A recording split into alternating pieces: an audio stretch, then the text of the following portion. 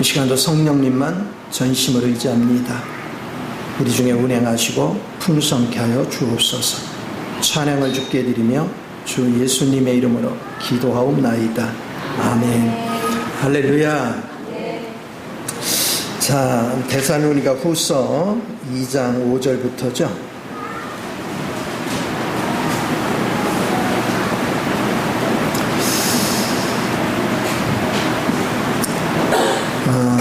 내가 너희와 함께 있을 때에 이 일을 너에게 말한 것을 기억하지 못하느냐. 아마 데살로니가 성도들한테 종말에 관계되는 가르침을 줬었죠. 그래서 그걸 잘 기억하고 말씀에 붙잡히라 얘기하고 있습니다. 그러면서 너희는 지금 그로 하여금 그의 때에 나타나게 하려 하여 막는 것이 있는 것을 아나니 불법의 비밀임이 활동하였으나 지금은 그것을 막는 자가 있어 그 중에서 옮겨질 때까지 하리라. 세상에는 이미 불법이 가득 차 있어요. 그런데 이 적그리스도가 등장하는 것을 성령이 막고 있어요. 왜 막고 있느냐? 그 사이에 우리를 영적인 훈련을 시켜야 돼요. 여러분을 영적으로 자라게 해야 돼요. 그래서 여러분 안에 불순물이 싹 빠져나가고 그리스도로만 가득 차야 돼요. 그래서 그리스도가 나타나는 이게 참 중요한데 정말 교회는 늘 얘기하지만 그리스도가 아니면 교회가 존재할 수 없는 것이고 그리스도로 자란 사람들 또 궁극적으로 그리스도로 충만한 사람 그런 사람이 이제 그리스도 신부가 되는 거거든요. 근데 이 과정을 우리가 쭉 살았으면 종말의 때는 뭐 하느냐? 신앙이 잘 됐는지 안 됐는지는 뭐 보면 알아요. 극한 고난 속에 넣어보면 알거든. 그래서 그것을 여유롭게 즐길 수 있다면 훈련이 잘 된 것이고 그렇지 않으면 훈련이 형편없는 거죠. 그러나 그 고난의 마지막 적그리스도에 의한 엄청난 핍박과 고난을 통과하지 않아도 하나님 딱 보니까 이미 이기는 자야. 그럼 미리 들림받는 거야. 그 참 제가 목회를 하면서 항상 느끼는 건데 열심히 교회를 다녀요. 근데 중요한 건 예수님을 별로 알려고를 안 해요. 예수님과 교제가 안 되는데도 세상의 천하태평이에요. 이거 참 안타깝죠. 이번에 파주에 이렇게 하나님이 예배당을 허락하시는 것도 보니까 이제 이런 훈련을 좀 저한테 한 30년을 훈련시켰으니 제대로 한번 양육해봐라. 아마 그런 뜻인 것 같아요. 그래서 정말로 그리스도를 추구하는 사람들만 제대로 세우려고 하는 그런 계획을 가지고 하는데 그러니까 항상 그리스도 안에서 저와 여러분이 항상 잊지 말아야 될 것은 우리의 관심사는요 썩어질 거 있는 게 아니에요. 사람들을 생각해 보세요. 돈을 100만 원 들고 있다가 잊어버리면 어떻게 해요? 돈 100만 원 들고 있다 잊어버리면 그날 밤이 속상해서 잠이 안 올 거야. 그렇죠? 그런데 예수님을 잊어버린 건 별 관심도 없어. 별 관심도 없어. 그래 놓고 자기가 예수를 믿는데요. 참 안타까운 거죠. 우리가 예수가 아니면 천국에 갈 수가 없다고 그랬잖아요. 돈으로도 못 가요. 또 뭘로도 못 가? 그거 얼마나 유치원부터 배웠어. 근데 누구는 있어야 돼? 그리스도는 알아야 돼. 근데 그리스도를 바르게 아는 게 가장 소중하거든요. 근데 우리가 신앙생활을 오래 했는데도 아직도 내가 그리스도와 대화가 안 돼. 그리고 그리스도 음성을 들을 줄도 몰라. 그런데도 세상에 천하태평이야. 정말 애타는 마음으로 기도하는 게 없는 거예요. 이렇게 안타깝죠. 아침에도 요즘 얘기하지만 예배 형식만 갖추고 왔다 갔다 하는 것은 그냥 종교생활하는 거예요. 종교생활은 의미가 없어요. 중요한 건 내가 그리스도를 알고 내가 그리스도와 교제하면 할수록 내 속에는 불순물이 다 뭐예요? 빠져나가죠. 그래서 그리스도로 채워야 돼. 근데 이거를 하나님이 알게 하려고 우리 삶 속에 뭐를 주느냐? 밖에서 고난을 주는 거예요. 그러면 내 속에서 변화가 일어나요. 고난이 아니면 하나님을 찾지를 않아요. 그리고 하나님께 나아가서 기도하는 중에 빛을 봐야 내 거를 버리고 주님을 붙잡아. 이게 변화가 일어나는 거예요. 로마서의 핵심은 뭡니까? 예수 그리스도를 받아들임으로 그분의 보혈에 의지해서 내가 과거에 저질렀던 모든 죄와 앞으로 미래에 저질 행위적인 죄를 다해서 용서를 미리 받는 거야. 그것을 죄사함이라고 그래요. 그래서 이 죄를 사함받으면 하나님이 의롭다 칭해 주는 거예요. 내가 의로워서 의로운 게 아니고 주님을 의지해서 내 죄가 다 지워졌기 때문에 의롭다 칭해 주는 거예요. 그러면 이제 계속해서 범죄하면 안 되잖아요. 내 속에는 여전히 옛사람이 있거든. 나의 타고난 성정인 천연적인 생명이 있거든. 그리고 사탄이 내 육체 안에 있어가지고 계속 나를 괴롭혀. 그러니까 이거를 제거하지 않으면 내 행위가 의로워질 수가 없어요. 내 혼 속에서 역사하는 이 모든 것들을 제거를 해야 돼요. 그래서 하나님은 고난을 통과시킬 때마다 내 혼이 견디기 힘드니까 하나님을 그나마도 찾는 거예요. 그런 가운데 중에 계시가 임하기도 하고 지혜의 영이 임하기도 하고 빛비춤이 비춰지기도 해서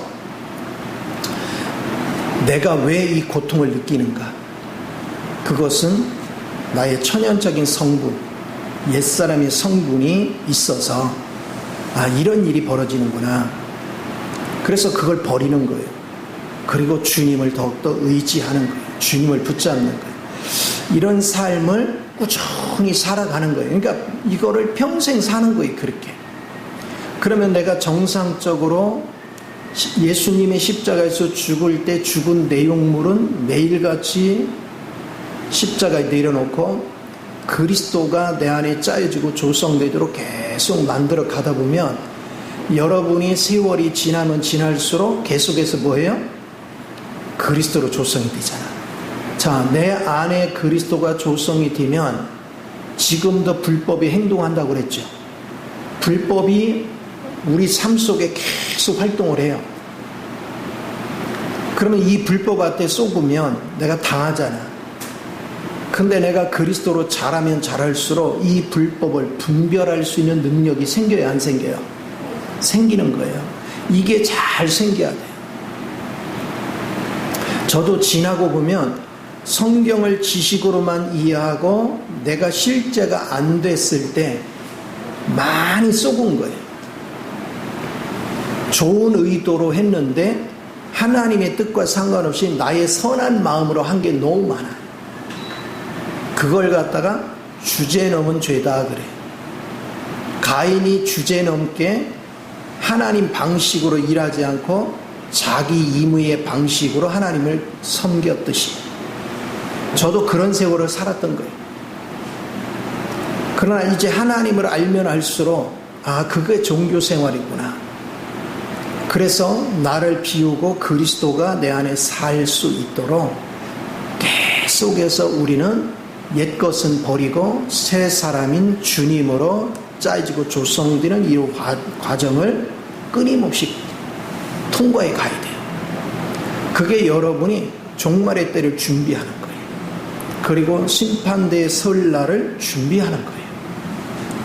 그러니까 이 준비를 게을리하면 어느 날 갑자기 불법의 사람이 나타나면 속수무책으로 당하고, 또 이 종말이 아니더라도 생활 속에 불법의 행동을 하고 있거든요. 그러나 성령만이 그걸 알아보고 통제를 해요. 내가 성령님과 깊은 교제가 안 되면 속수무책을 당하는 거야. 대개 우리는, 예수 믿는 사람은 나쁜 의도로 일하지는 않아요. 선한 의도로 일을 해요. 근데 사탄이 그 선한 마음을 이용해서 우리를 함정에 빠뜨려요. 그럼 이 원리를 모르면 우리가 뭐예요? 하나님 아시잖아요. 내가 선한 마음 가지고 내가 어떤 의도를 가지고 현재 아시잖아요. 그러면서 막 기도한다. 그런데 왜 이런 일이 내게, 나는 정말 주의 나라를 위해서 멋자고 저쩌고 기도하는데 왜 이런 일이, 이렇게 기도하죠. 근데 주님은 뭐라고 하시겠어요? 주제넘게 아직 죄가 다 씻겨지도 않은 네가 나를 위해 뭐를 하겠다고? 그게 주제넘은 죄예요. 그러니까 이게 엄청난 경고거든요. 그래서 여러분이 신앙생활을 하는데 아무것도 모르고 무대뽀로 하면 안 돼요. 앞으로도 보세요. 우리 이제 아직도 뭐 살 날이 많아. 근데 지금 AI 시대가 열렸어요. 그런데 아직 70도 안 된 사람들이, 아이고 머리 아파, 나 그런 거 몰라, 그러고 배우려고를 안 해. 그런데 앞으로 살 날이 30년이 남았어. 그럼 어떻게 되는 거야? 갈수록 이제는 ATM기도 없어진다니까? 갈수록 은행도 없어지고, 갈수록 다 핸드폰 가지고 해요. 그리고 AI 가지고서 모든 걸 해야 되고, 이게 심각한 문제죠. 이제 AI 시대가 열리면 일자리가 갈수록 뭐예요? 없어져요. AI를 활용해서 뭔가를 하지 않으면 살 수 없는 환경이 돼요. 그럼 배워야 돼. 생활도 똑같아. 근데 우리가 하나님을 아는 일에 있어서 그리스도를 모르면 어떻게 하나님과 여정을 같이 가겠어요? 하나님이 원하는 길을 어떻게 가겠어요? 이게 심각한 문제야. 세상은 AI 시대가 열리고 로봇 시대가 열리면 이제 앞으로 뭐 식당에 음식을 만드는 것도 누가 한대? 로봇이 한대요. 데이터만 딱 실어주면 로봇이 다 하는 거야. 그러니까 인건비가 안 되니까 밥값이 비싸다 싸다. 밥값이 싸요. 물건 만드는데도 기계가 다 하니까 물건값도 싸질 거야. 엄청나게 싸져. 근데 중요한 건 일자리가 없어지면 뭘로 먹고 살아? 그러니까 로봇이나 AI를 통해서 많은 돈을 벌면 국가에 뭐를 내요? 세금을 많이 내게 되면 할 수 없이 이제는 세금으로 국민들을 최저임금을 나눠줘야 되는 거야. 그래야 살 수 있는 거야. 그런 시대가 오는 거예요. 그러나 최저임금밖에 안 주는 거지. 근데 그걸 활용하는 것도 뭐가 있어야 돼? AI를 알아야 돼. 그러면 보세요. 여러분이 그리스도와 내가 교제를 하고 그리스도로 성장하면 할수록 주님은 변화되는 세상에 나로 대처할 수 있도록 공부하게 할까요? 못하게 할까? 다 공부시키는 거예요. 하나님을 모르는 사람들은 어떻게 하냐면 다 하나님이 가르쳐줘. 하나님이 다 알아서 해. 그러니까 나는 공부 안 해도 돼. 우리 하나님 그런 식으로 일 안 해요. 역사를 주관하는 분도 하나님이야. 내가 하나님을 알면 역사가 변하면서 과학이 변화될 때마다 새로운 과학적인 이런 것들이 생겨날 때마다 하나님의 백성들이 그걸 활용해서 하나님의 목적을 위해서 쓰기를 원하는 거야. 사용하기를 원해요. 그런데 보세요. 하나님의 자녀들이 정작 그걸 다룰 줄을 몰라. 세상 변하는 거. 지금은 시대가 하도 빨리 변하니까 따라잡지는 못하고 오히려 하나님을 안 믿는 사람들이 그런 걸 잘 다루어. 그러면 누가 더 세상 걸 얻겠어요? 돈을 번다 해도 누가 더 잘 벌겠어요? 안 믿는 사람들이.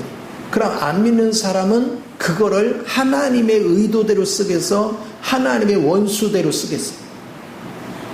하나님의 원수가 있을 거 아니에요. 그러면 세상이 갈수록 더 파기적이죠. 하나님은 하나님의 자녀들을 통해서 하나님이 세상에 변화되는 것도 대처하게 해서 우리가 앞서가고 모든 것들을 선도하는 가운데서 더불어 살기를 원하는 거죠. 내가 넉넉히 벌었다 해서 나 혼자 사는 것이 아니고 그거를 따라오지 못하는 사람과 같이 나누기를 원하는 거죠. 나누기를. 그런데 복음의 원리를 모르니까 예수 믿는 사람들이 그저 돈에 대한 욕심하고 또 벌어도 막 나밖에 모르는 거야. 그럼 하나님이 축복 줄 이유가 어디 있어요? 여러분이 교회는 그리스도 몸이라고 했죠. 주님의 머리에 붙어있는 각 지체들이야. 늘 제가 얘기합니다. 눈은 눈을 위해서 존재해요? 눈은 온 몸을 위해 존재하는 거야. 코도 온 몸을 위해서 존재하는 거야. 팔도 온 몸을 위해서 존재하는 거야. 쉽게 말하면 내가 교회 생활을 하고 그리스도의 몸 안에 한 지체가 되어 있다면 내 개인을 위해서 하나님이 준 달란트를 활용하는 것이 아니야. 나에게 준 달란트는 우리 교회 공동체를 위해서 쓰는 거예요. 그게 살아있는 교회예요. 그래서 초대교회의 성도들은 그것을 했기 때문에 사도의 가르침을 받아 그러잖아. 그래서 그들은 항상 뭐예요? 네 거 내 거가 있었어요, 없었어요? 그들은 전심으로 하나님께 기도하는 가운데서 자기가 가진 재산이 있으면 그걸 팔아서 같이 나누었죠. 이런 생활을 활성화했던 거예요. 어느 시대고 모든 사람이 시대를 따라가지 못해요. 특정한 사람은 따라가지만 못 따라가는 사람들이 있어요.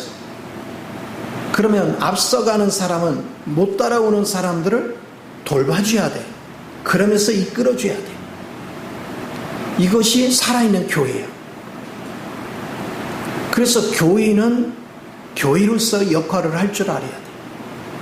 그러니까 하나님은 네가 기도를 몇 시간 했네, 예배 시간을 빠지지 않고 열심히 했네, 성경을 몇 독 했네, 그걸로 하나님이 인정하는 것이 아니고 너가 나를 알므로 인해서 얼만큼 지체를 향해서 섬김의 삶을 살았느냐.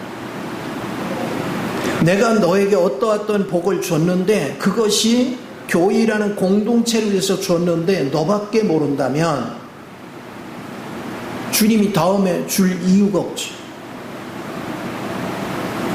우리는 같이 나누는 거예요. 그런데 불법의 아들이 적그리스도는 지금도 활동하고 있는데 이것들은 계속 와서 우리의 생각을 혼미하게 해요. 그래서 하나님의 음성을 못 듣게 해요. 하나님의 영광의 빛이 비치지 못하도록 우리를 가리워요. 그리고 세상에 휩쓸려 가게 만드는 거예요. 그러다 보니까 자기밖에 모르는 거예요. 돈 좀 생기면 여행 다니고 놀러 다닐 돈은 있는데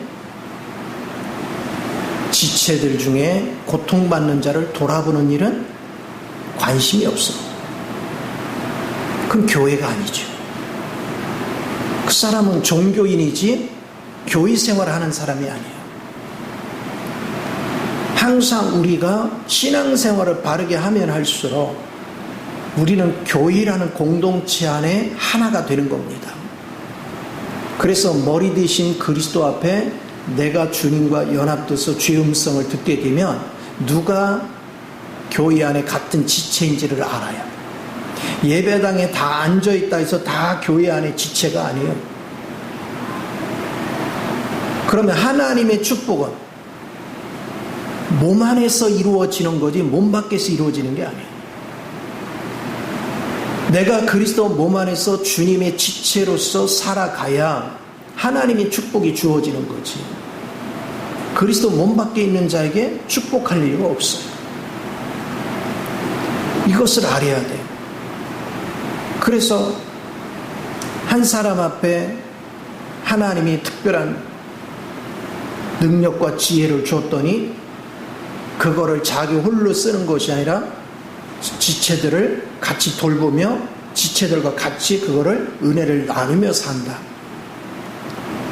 그것을 하나님은 주목하시고 그렇게 되도록 우리가 그리스도의 성정으로 변화가 일어나야 돼요. 그래야 말세에 적그리스도가 왔을 때도 내가 거기에 휩쓸리지 않는 거예요. 그리고 그것을 미리 열심히 한 사람은 일찌감치 들림 받을 것이고 환난이 오기 전에, 그렇지 않은 사람은 환난 중을 통과하면서 무르익어 가야 돼요. 오늘 우리 신앙의 위치가 뭔가? 그래서 신앙생활을 명확하게 인식을 해야 돼요. 그저 사람들이 예수 믿으면 천국 가, 예수 믿으면 천국 가, 열심히 헌금하고 열심히 봉사하고 열심히 교회 다니면 천국 가, 그런 거짓말에 속지 마요. 내가 그리스도로 성장하지 않으면 다 꽝이에요. 그러니까 성경을 덮어놓고 믿으면 안 돼요. 성경을 알면 알수록 내 안에 사는 것이 그리스도니가 돼야 돼요. 그러니까 바울이 그러잖아요. 내게 사는 게 그리스도니. 그러다 보니까 바울이 이런 얘기 하잖아요. 내가 육체 가운데 사는 게 좋은 건지, 육체를 떠나 이제는 저 세상으로 가는 게 더 좋은 건지 잘 모르겠다. 근데 한 가지는 분명히 알았다. 육체 가운데 있으면 너에게 유익이 있어. 이 얘기를 한 거야. 그러면 생각을 해보세요. 내가 그리스도 앞에 인정을 받으면 내가 있음으로 주변 사람이 나 때문에 도움받는 게 많아. 영적인 가르침을 받을 수도 있고 나의 길을 안내받을 수도 있고 내가 있음으로 유익한 게 많아.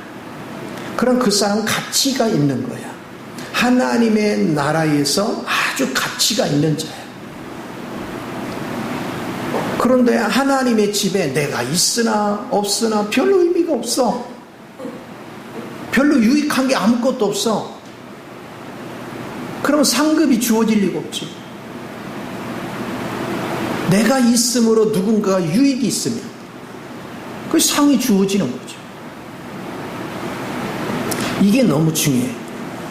그래서 우리 교회 안에 속한 믿음의 형제들에게 어떤 문제가 있으면 남의 일이 아니고 누구 일이다? 내 일이다, 그게. 그래서 로마서 12장에 그러죠. 형제가 기뻐하면 나도 뭐하고? 기뻐하고. 왜? 같은 몸이니까. 형제가 어려운 일이 있으면 같이 울어라. 그게 한 몸 안에 있는 자의 자세죠. 그래서 지금도 적그리스도는 이미 활동하고 있다. 그런데 성령님이 그것이 본격적으로 나타나기까지는 지금 막고 있다. 왜? 우리 하나님의 자녀들을 훈련시키는 기간이기 때문에. 그러나 100% 맞지는 않는다. 적당히 그거를 통해서 우리가 영을 분별하고 하나님을 더 찾도록 때로는 우리가 그것들한테 속는 걸 허락하시죠. 우리가 정신을 바짝 차리지 않으면 속아요. 선한 일을 하면 할수록 속을 확률도 많아요. 이 예수 잘 믿는 사람들의 약점이 그거예요. 저도 그 함정에 빠졌는데, 말씀만 가르치고 하나님만 추구하고 세상에 얼마나 사기꾼이 많은지를 모를 때, 내가 착한 마음 가지니까 저 사람도 착해 보이는 거예요. 응? 아이고 장로님이래, 착하지. 목사래, 아유 착하지. 그런데 그런 사람을 통해서 다 이용을 당하는 거예요. 함정에 빠지는 거예요. 그러니까 영을 분별하려면 내가 성장을 해야 돼. 내가 영적으로 자라지 않으면 이걸 분별할 길이 없어요. 이게 굉장히 중요합니다. 그래서 지금은 사람들이 그냥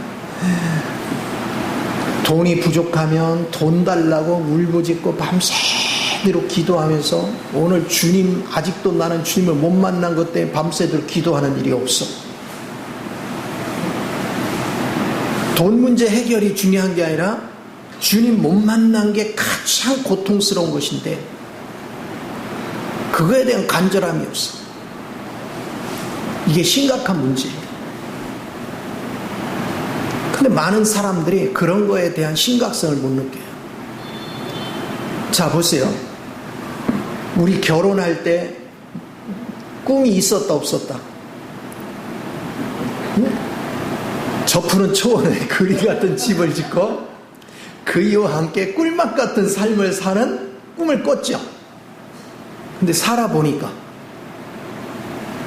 개떡?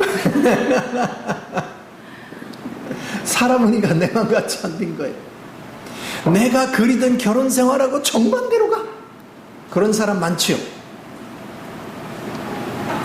이게 심각한 문제예요. 왜 그런지 아세요? 그리스도가 없어서. 결혼 생활에서 제일 먼저 준비해야 될 건 혼수가 아니에요. 그리스도를 준비해야 돼요. 그리스도를 준비하면 상대를 섬길 수 있어요. 상대를 세워줄 수 있어요. 상대를 성공시킬 수 있어요. 가정이 천국이 되는 거는 상대를 성공시키면 가정은 천국이 돼요. 근데 행위를 보니까 세워주기는커녕 그 행위를 막 지적질하고 공격만 했어. 왜 그래요? 누가 살려고? 누가 살라고 상대 공격했어요? 내가 살려고. 다윗과 사울의 차이, 사울왕의 차이가 뭐예요? 사울왕은 자기 왕국을 위해서 자기 왕국의 우애가 될 것 같으니까 다윗왕을 괴롭힌 거예요. 근데 다윗왕은 자기를 위해서가 아니라 하나님의 나라를 위해서 살았어. 그래서 사울왕이 그렇게 괴롭혀도 덤벼들지 않았어. 피하기만 했어. 그리고 하나님께 자기 인생을 맡겨요. 그게 다른 거예요. 오늘 인생을 살아가면서 주님을 아는 사람, 준비된 사람은 주님 나라를 위해서 살아요. 주님을 모르는 사람은 자기 유익을 위해 살아요. 그러니까 자기의 왕국을 세우려고 사니까 결혼했는데 배우자가 내 마음에 안 드니까 공격하는 거예요. 누가 살려고? 내가 살려. 너는 죽거나 말거나. 그런데 내가 하나님의 나라를 생각하고 그리스도의 뜻을 받들면 상대가 깨닫지 못하고 헛된 삶을 살아갈 때 저 사람 불쌍해서 못 견디겠는 거예요. 그래서 하나님께 가서 엎드리는 거예요. 하나님, 저 사람 몰라서 그렇습니다. 제가 변화시킬 능력도 없습니다. 제가 할 수 있는 건 하나님 앞에 눈물로 호소하는 겁니다. 저 사람을 주님이 친히 어루만지시고 저 사람을 깨우사 저 사람도 하나님의 뜻에 합당한 삶을 살게 하옵소서. 이렇게 눈물로 기도했더라면 그 배우자는 진작 변했을까요? 안 변했을까? 진작 변했죠. 그런데 문제가 터지면 어떻게 했어요? 전쟁을 선포했죠. 한판 붙자. 그래서 무기를 준비하는 거예요. 그래서 공격할 때마다 더 센 무기, 그래서 말투가 더 세지고 더 막 거친 말을 하죠. 그래서 상대의 자존심을 다 꺾어놓죠. 집 밟아놓죠. 거기에 그 사람의 행동 속에서 어디에 하나님 영광이 있어. 우리는 예수를 믿으면 나를 통해서 하나님 영광이 나타나야 되거든. 남들이 못하는 걸 할 수 있어야 되거든. 남들은 공격하고 남들은 상대를 어찌됐건 간에 내가 고치려고 악을 바라면서 싸웁니다. 세상 보편적인 사람들의 특색입니다. 그런데 예수 믿는 사람은 그렇게 하지 않는 거예요. 누가 봐도 저 배우자가 잘못하고 있는데도 몰라서 그래. 긍휼한 마음을 가지고 그를 위해서 눈물로 기도해. 그러면 불법을 행하는 악한 사탄이 그런 사람을 이길 재간이 있다 없다? 그런 사람은 감당 못하는 거예요. 그래서 히브리서 11장에서 거기에 순교자들을 세상이 뭐하지 못했다? 감당치 못했다. 사도행전에도 7장에도 보면 스데반 집사를 세상이 감당하지 못하더라. 하나님 편에서 기도하고 하나님 편에서 일을 해요. 불법이 행동하지만 그 불법이 나를 건들지 못하게 하는 거예요. 내가 누구 편에 있어서? 성령님 편에 있어서. 이게 놀라운 거예요. 그래서 우리는 그리스도를 준비해야 되는 거예요. 그리스도를 준비하면 결혼 생활이 순탄해요. 근데 그리스도가 준비되지 않으면 상대의 허물만 지적하고 상대의 허물을 갈구는데 시간을 다 허비해요. 그러면 상대도 공격 가만히 당한다, 공격해온다. 미국이 이란에 포를 쏘니까 이란도 뭐하더라? 같이 쏘더라. 그러면 같이 초토화 되는 거예요. 엉망이 되는 거예요. 근데 그런 인생을 평생 살아요. 그런데 중요한 거는 자기가 그런 파기하는 인생을 평생 살았는데도 자기가 어떤 인생을 살았는지도 몰라. 그래서 제가 공원 같은 데 가서 어르신들 전도하다 보면 왜 그렇게 아들 욕하고 며느리 욕들을 많이 하는지 몰라. 가서 보면 그것들이 부모 알기를. 그러면 제가 이제 옆에 가서 앉아서 하는 소리가 있어요. 연세가 어떻게 돼 있어요? 대개 뭐 75, 80 막 이렇게 돼요. 그럼 제가 그럽니다.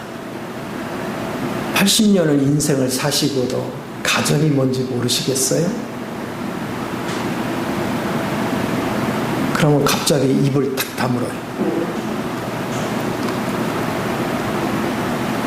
80이 돼서 내가 돈도 못 벌어와. 그러니까 가정에 권세가 없어. 내가 힘 있는 것도 아니야. 그런데 가족들한테 불만만 계속 토해놔. 그럼 가족들이 대우하겠어요? 안 하겠어요? 그러니까 자기가 하는 거를 모르는 거야. 그러니까 대우를 못 받으니까 원망하고 불평하는 겁니다. 그런데 인생을 제대로 살아왔으면 죽이는 삶을 사는 게 아니라 살리는 삶을 살아야죠. 바꿔보세요. 오늘부터 자식들한테, 며느리한테도 아직 어려서 젊으니까 너희들 잘 모르겠지. 나도 젊어서 모를 때는 함부로 원망하고 함부로 불평하고 상대 탓으로만 계속 돌렸다. 그렇게 해서 나이가 들어보면 옛날에 내가 돈도 벌고 힘이 있을 때는 큰 소리 쳤는데 이제 미천이 없어. 미천이. 젊어서부터 서로를 대우하는 법을 가르치는 거예요. 그럼 벌써 대화에 품격이 있잖아. 그러면 자식들이 존중해줘요. 대우해줘요. 그런데 자신은 말을 함부로 하면서 대우받기를 원해. 그게 인생 헛살은 거예요. 제가 요양원에서나 헬스장에서 어르신들 만나서 그런 대화를 할 일이 생기면 꼭 그 얘기를 해요. 대우받는 방법 쉽다. 아내가 있으면 아내한테 이 나이까지 같이 살아줘서 고마워. 미안해. 내가 여러 가지로 인격도 부족하고 여러 가지 부족한 건 많은데 같이 살아서 고마워. 자녀들한테도 내가 너희들한테 제대로 뭔가를 해준 것이 없는데도 나를 수발한다고 애쓴다. 감사 인사만 해봐라. 분위기가 확 바뀝니다. 예수 믿는 거는요, 거창한 게 아니에요. 내가 막 신령한 능력을 받고 막 은사를 받았네. 다 그거 주님을 모르는 사람들이 하는 거예요. 은사가 중요한 게 아니라 생명이 중요한 거예요. 내가 생명으로 충만하면 충만할수록 사람의 고귀함을 아는 거예요. 우리 주님이 로마서 5장에 8절부터 보면 이런 얘기예요. 너희가 죄인일 때, 너희가 내게 원수가 될 때, 너희가 약할 때 내가 너를 사랑했다. 네가 똘똘할 때, 네가 돈 많이 벌을 때, 네가 잘 나갈 때 내가 너를 사랑한 게 아니고 네가 나한테 원수짓을 할 때, 네가 나에게 연약할 때, 네가 나에게 죄를 범할 때 나는 너를 사랑했다. 그러면 그 사랑을 나누었던 그 예수가 내 생명이라면 나도 당연히 다른 사람을 그렇게 해야죠. 그게 자연스럽게 되고 있다면 여러분이 영으로 지금 잘하고 있는 증거예요. 아, 이렇게 배워서 적용해 보려니까 안 돼. 화딱지가 나서 못해서 며칠 참다가 해보니까 화딱지가 나서 또 들이받아. 왜 그래요? 아직 그리스도를 제대로 모른다. 내가 그리스도를 제대로 알면 상대를 보배롭게 여기는 거예요.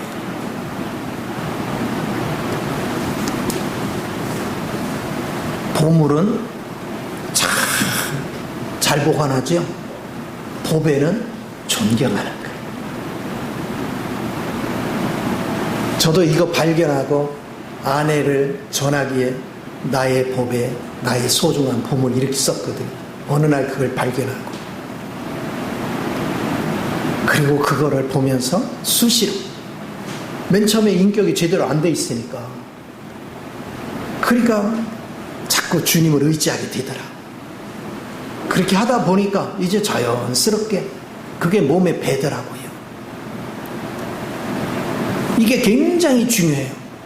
내가 그리스도의 생명을 가져서 여러분이 지금 불법이 행동한다고 하는데, 활동한다 하는데 이게 언제 어떻게 나를 공격할지 몰라.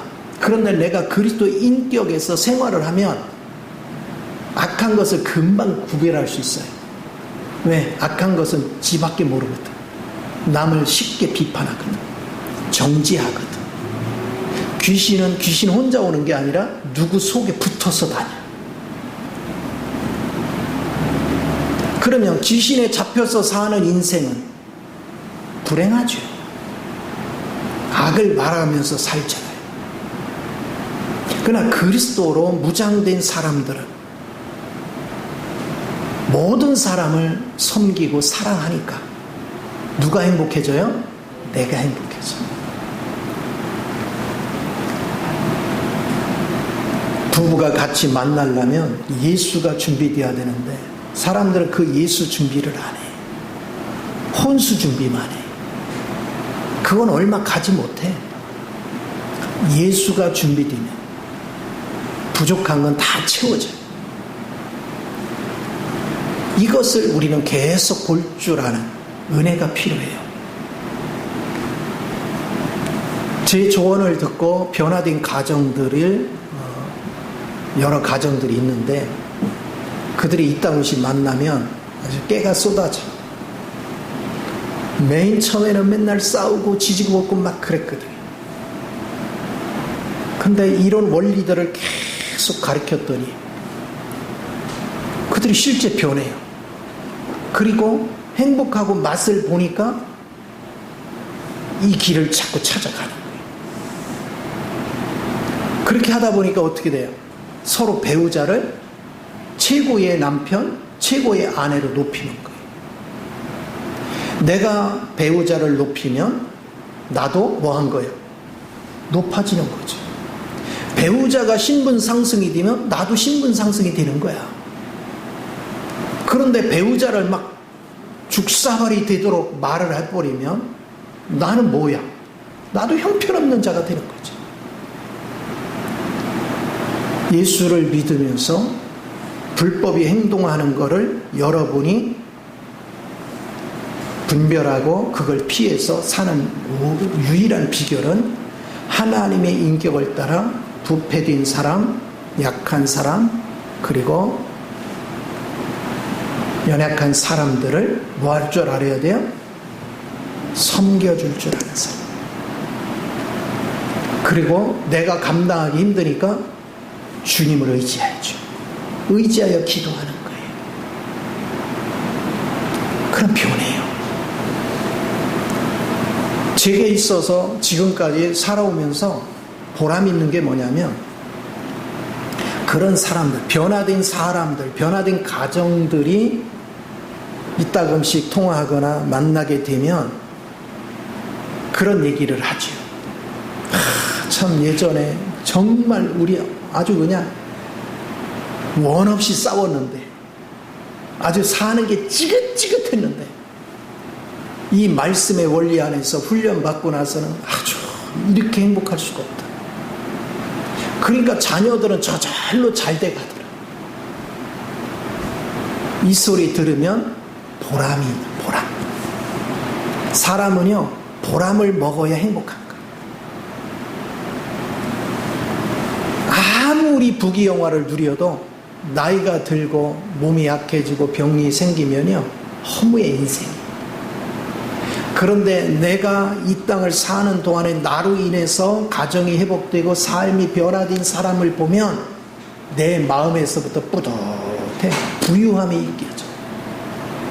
그게 천국이에요. 또 어떤 삶을 살고 있는가? 그러니까 모든 삶 속에서 이렇게 살아갈 때 불법을 분별하고 불법이 나를 건들지 못한다. 그런 사람이 이기는 자가 되는 거예요. 그러면 그런 사람이 이제 적그리스도가 출현을 해도 내가 당하지 않죠. 속지 않아. 차라리 내가 순교를 당할지언정 적그리스도의 춤을 추지 않아. 그러나 하나님은 감사하게도 적그리스도가 시련을 주기 전에 하늘 보좌를 끌어올려 준대. 이게 얼마나 감사한 일이에요. 그래서 성경은 이론으로만 기억하면 안 돼요. 실제가 돼야 됩니다. 삶 자체가 실제가 되는 거. 그게 굉장히 중요해요. 그러니까 내가 가정이 천국이 되느냐 지옥이 되느냐는 간단해요. 우리 가족들을 내가요 하나 주님 안에서 완전한 인격체가 되고 완전히 변화된 인격체로 내가 바라보고 섬기잖아요. 그럼 그대로 돼가요. 실제 현재는 병들고 연약하고 욕도 잘하고 싸우기도 잘하고 책임감도 없어. 근데 그걸 보는 게 아니야. 주님이 부르실 때 주님 안에 변화된 걸 보는 거야. 그렇게 되면서 하나님 앞에 의지하고 기도해. 약점을 보지 말고 주님 안에 변화된 모습을 보는 거예요. 그리고 변화된 모습을 자꾸 선포하는 거예요. 그것이 없는 것을 있는 것 같이 바라보는 믿음. 지금 봐서는 마귀적인 성품밖에 없는데 저 사람을 하나님이 구원했고 저 사람 영 안에 주님이 계시니 그 영이 이제 역사하사 저 사람을 하나님의 사람으로 바꾼다. 그 믿음을 붙잡고 그런 관점에서 행해보세요. 반드시 변해요. 그래서 주님은 항상 우리에게 말씀하시면 네 믿음대로 될지어다. 이미 완전하게 변화된 것을 바라보고 그 변화된 것을 자꾸 선포하면 그 믿음대로 변화돼 가는 거예요. 그런데 변화되지 않은 거, 옛사람에 속한 거, 그것만 맨날 들추어 십자가에서 끝난 거를, 그러면 저주 아래 매여 있는 거예요. 그 사람은 저주가 떠나지를 않아. 그러니까 삶이 엉망이 되는 거예요. 이것을 잊지 말아요. 그래서 7절 말씀이 불법의 비밀이 입이 활동하였으나 지금은 그것을 막는 자가 있어 그 중에 옮겨질 때까지 하리라. 그때 불법한 자가 나타나니 주 예수께서 그 입의 기운으로 그를 죽이시고 강림하여 나타나시며 패하시리라. 이제 주님이 이 적그리스도를 없앨 때는 어때요? 우리가 이렇게 삶 속에서 이기는 자의 삶이 돼서 하늘나라로 휴거가 되면 이제 나중에 환난 끝부분에 주님이 구름 가운데로 내려오실 때 성경은 항상 잘 봐야 돼요. 구름 위로 표시됐는데 구름 속으로 왔는지, 은밀하게 강림하는 거와 공개적인 강림이 있거든요. 그래서 하나님 보좌로부터 구름 가운데 올 때는 구름 속에서 와요. 그래서 은밀하게 강림하는 거예요. 그리고 구름 가운데서 상급 심판이 끝나고 나서 내려오실 때는 구름 위에서 내려와요. 이것은 공개적으로 오시는 거예요. 우리가 들림 받는 것도 마찬가지예요.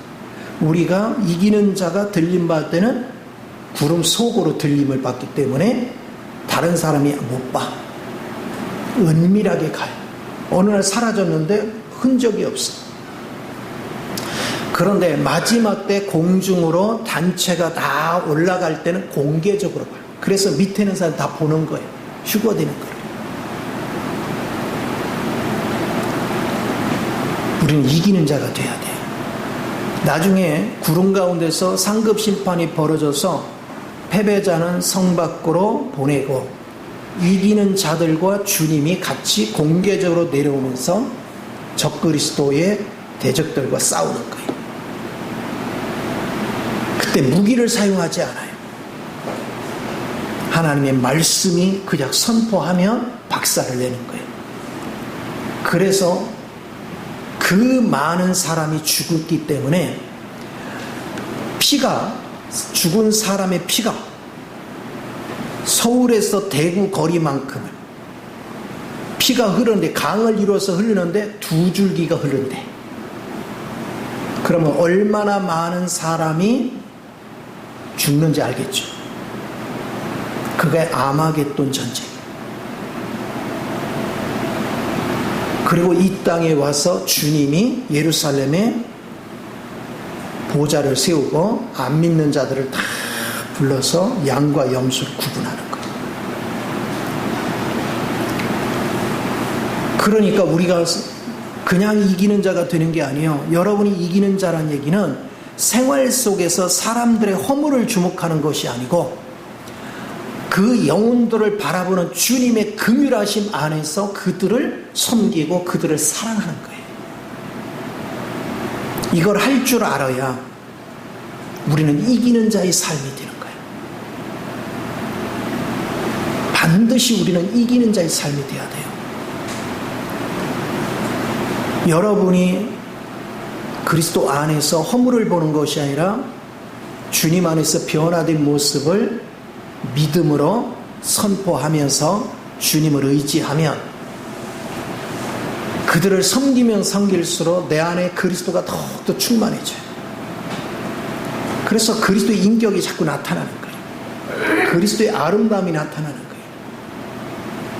이렇게 그리스도로 성장하는 사람들의 모임체 안에는 다툼이 있겠어요, 없겠어요? 없어요. 그리고 자기 기능에 따라서 누가 하라 마라 할 필요도 없어요. 자동으로 예배당에 와면 자기 역할을 하는 거예요. 자기가 어떤 봉사를 하고 싶다면 자원해서 하는 거예요. 그런 사람은 하나님을 찬미하고 사람과 어울려서 서로가 하나님의 말씀을 나누는 걸 즐거워합니다. 행복해해요.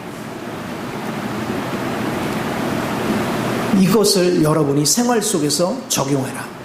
그러니까 지식을 많이 터득하는 게 그리스도로 사는 게 아니에요. 그건 교리를 이해하는 거지. 그건 두뇌로 이해하는 거예요. 그러나 내가 섬김의 삶을 살아갈 수 있을 정도로 저 사람의 부패된 모습을 보는 것이 아니라 저 사람 속에 심겨진 그리스도를 주목하고 그 그리스도가 저 사람을 혼에 있는 부패된 걸 제거하고 육이 의의 병기로 쓰임 받기를 위해서 하나님께 간구할 때, 그리고 내가 섬김으로 도와줄 때 그 변화가 일어나는 거죠. 그러면 보람이 있는 거예요. 내가 하나의 미랄이 되고 통로가 돼서 사람들을 깨우고 사람들을 변화시키고 가정들을 회복시키는, 그래서 살아있는 교회가 건축되는 일에 내가 한 직분을 감당했으면 보람이 있는 거예요. 거기에 행복이 있어요. 그리고 하나님은 잘했다 칭찬하는 거예요. 하나님은 큰 일을 칭찬하는 게 아니라 네가 달란트 받은 건 작지만 그 작은 거에서 충성을 다했다. 그러니까 5달란트 받으면 5달란트를 남겨야 돼. 100%를 남겨야 돼. 2달란트 받은 자는 2달란트 남겨야 돼. 1달란트 받은 자는 1달란트를 남겨야 돼. 그런데 성경에서는 땅에다 묻었네. 나는 능력 없다. 나는 하나님이 능력 준 게 없다. 그러나 그 1달란트 줬으면 1달란트만큼 최선을 다했으면 2달란트 되잖아. 또 2달란트가 됐을 때 최선을 다하면 4달란트가 되잖아. 우리는 자꾸 영적인 성장을 할수록 우리 달란트가 커지는데 그걸 생각지 못하고 자기는 무능하다, 자기는 아는 게 없다, 자기는 부족하다 그러고서 주저앉아요. 그리고 자꾸 뒤로 피해요. 나는 못해요. 그 얘기는 뭡니까? 나는 이 불법의 적그리스도와 한패예요. 나는 어차피 구원받지 못한 사람이야. 영벌로 가는 곳이고 구원을 받은 사람은 성 밖으로 갈 사람이고. 뭐가 신앙생활이지? 바르게 알고 신앙생활 해야 돼요. 사역이 다른 게 사역이 아니에요.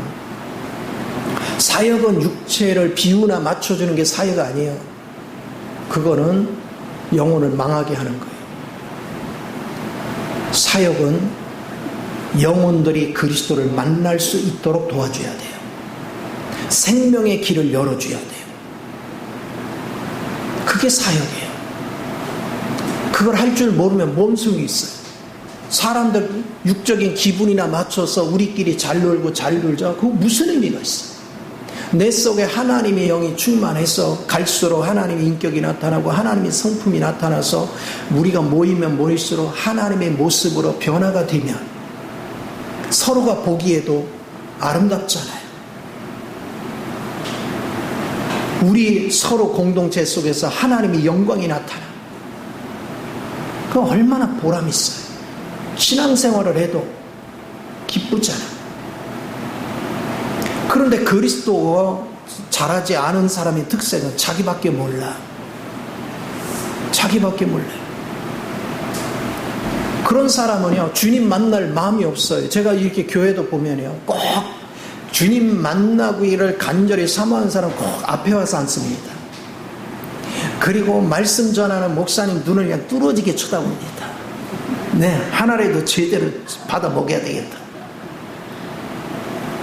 그런데 주님 앞에 관심 없는 사람은 저 뒤에 걸쳐 앉아 있다가 여차지 가면 축도도 끝나기 전에 도망가 버리거나 항상 변두리에서 놀아.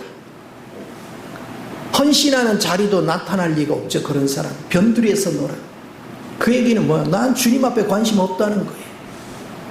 그래도 내가 여기 끄트머리라도 와서 걸쳤으니까 그래도 천국 근처는 가지 않을까?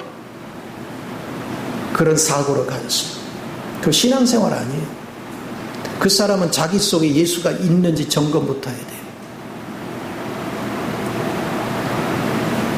예수 생명이 있는 사람은요, 자기가 예수 생명으로 자라기를 사모하게 돼 있어요. 내 속에 있는 생명은 자라는 거예요. 애를 임신하면 이 아이는 자라요, 안 자라요? 자라요.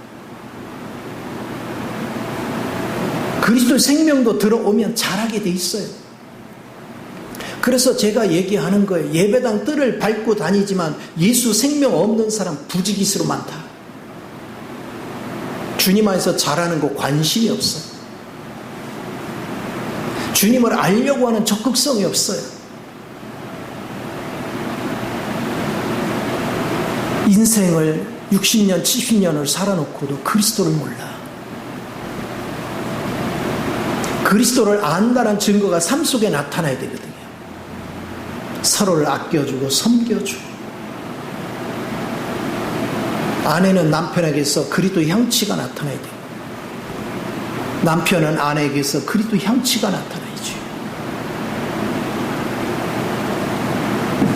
그거를 우리는 점검을 해야 돼요. 그게 너무너무 소중해요. 하나님을 안다는 것은 그게 자연스러워지면 하나님이 선명하게 보여요. 요즘 제가 강조하는 게 있죠. 존재가 중요한 거예요.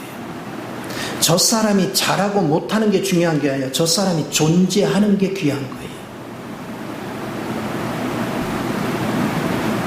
한번 집에 가서 그걸 해보세요. 부부간에 행위는 보지 말고, 배우자의 행위는 보지 말고, 아내가 있음으로 유익한 거, 남편이 있음으로 유익한 거, 아내가 없을 때와 남편이 없을 때에 내게 처한 상황들 쭉 기록해 놓아요. 그러면 없는 게 나아, 있는 게 나아? 그러면 그 존재를 보배롭게 만들어야 될 거 아니야. 가치 있게 만들어야 되잖아. 근데 나는 못 바꾸니까 누구한테 엎드려? 주님께. 그래서 남편을 바가지를 긁어서 막 얼굴에 막 울긋불긋 만들지 말고, 얼굴에 그냥 가재나 독사인데 거기다 막 코브라 얼굴을 갖게 하지 말고 버들버들하게 섬겨줘서 막 얼굴에 막 천사같이 환해지도록 이렇게 만들어야 될 거 아니야. 존재를 존귀하게 여기는 사람, 그걸 하는 거예요.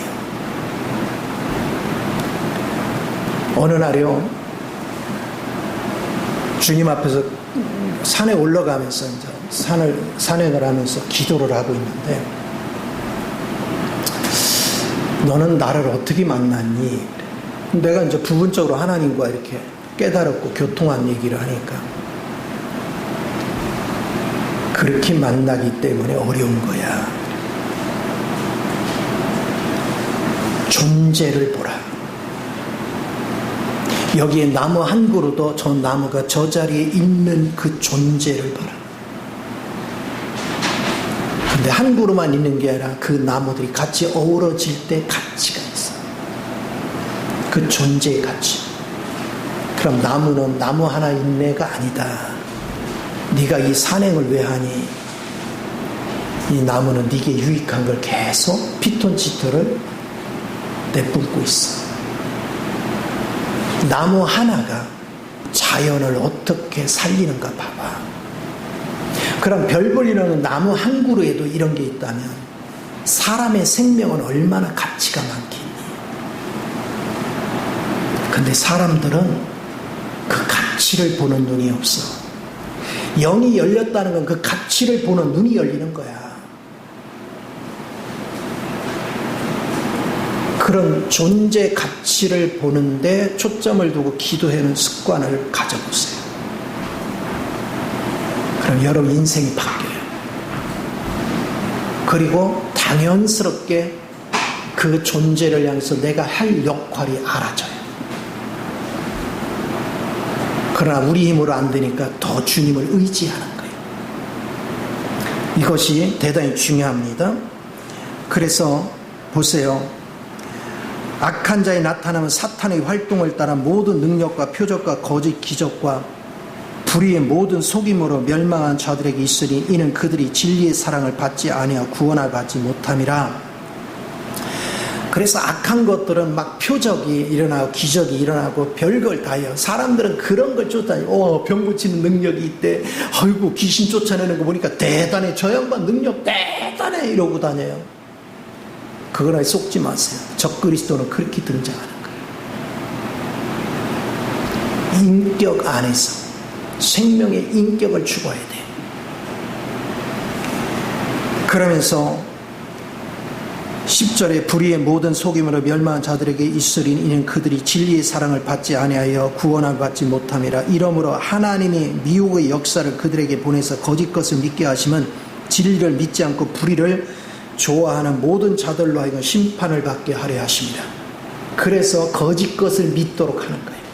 기적을 행하는 사람만 쫓아다니고 막 대단한 능력을 가졌대. 은사가 막 나타나는데 그런 그것만 쫓아다녀요. 자기 속에 진리 채우는 일은 관심 없고, 그게 거짓 것에 끌려다니다가 하나님의 심판을 받을 자들의 특색이에요.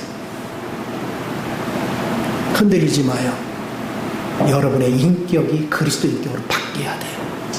그것만이 우리 인생을 새롭게 할 줄 믿으시 바랍니다. 이 복을 다 누리시기를 예수 이름으로 축원을 드립니다. 기도합니다. 존귀하신 주님, 크신 은혜와 사랑을 감사합니다. 참으로 사랑하는 자녀들을 축복하셔서 무엇이 복음인지 무엇이 실제인지에 대해서 분명해짐으로 이 말세의 지마를 살아가는 우리 모두가 영적인 눈이 밝아져서 거짓 것에 속지 말고 끊임없이 주님의 거룩한 인격 안에서 성장하여 아버지를 영화롭게 하기 부족함이 없도록 기름 부어 주옵소서. 찬양을 주께 드리며 주 예수님의 이름으로 기도하옵나이다. 아멘.